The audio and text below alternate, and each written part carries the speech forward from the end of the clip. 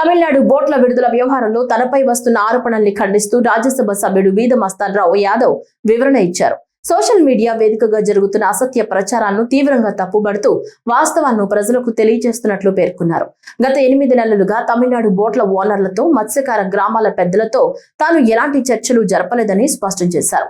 ఈ వివాదంలో నెల్లూరు జిల్లా మత్స్యకారులు ఉమ్మడిగా తీసుకున్న నిర్ణయానికి తాను ఎప్పుడూ వ్యతిరేకంగా వ్యవహరించలేదని చెప్పారు. ఇతర రాష్ట్రాల బోట్ల సమస్యకు శాశ్వత పరిష్కారం చూపాలని ఆంధ్రప్రదేశ్, తమిళనాడు ప్రభుత్వాలను కోరుతూ మత్స్యకారులు చేస్తున్న పోరాటానికి తన పూర్తి మద్దతు ఉందన్నారు.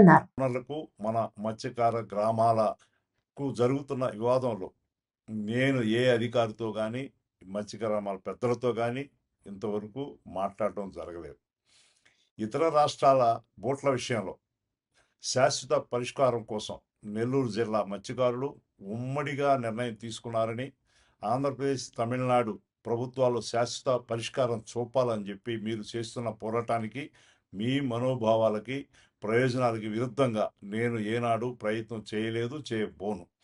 ఈ వ్యవహారంపై విచారణ జరిపి నిజాలు, వాస్తవాలు వెలుగులోకి తీసుకురావాలని గౌరవ ముఖ్యమంత్రి వర్యులు శ్రీ నారా చంద్రబాబు నాయుడు గారిని కూడా కోరడం జరిగింది.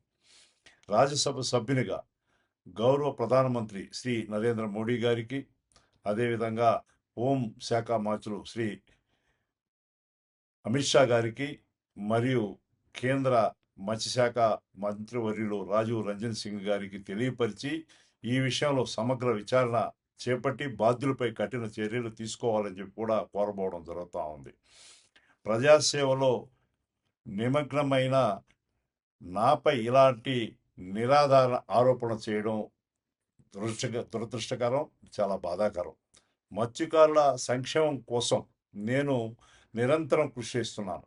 మన జిల్లాలో చేపట్టిన అనేక అభివృద్ధి మరియు మత్స్యకార సంక్షేమ కార్యక్రమాల కోసంగా మత్స్యకారులకు చేస్తున్న సేవ మీ అందరికీ తెలిసిందే.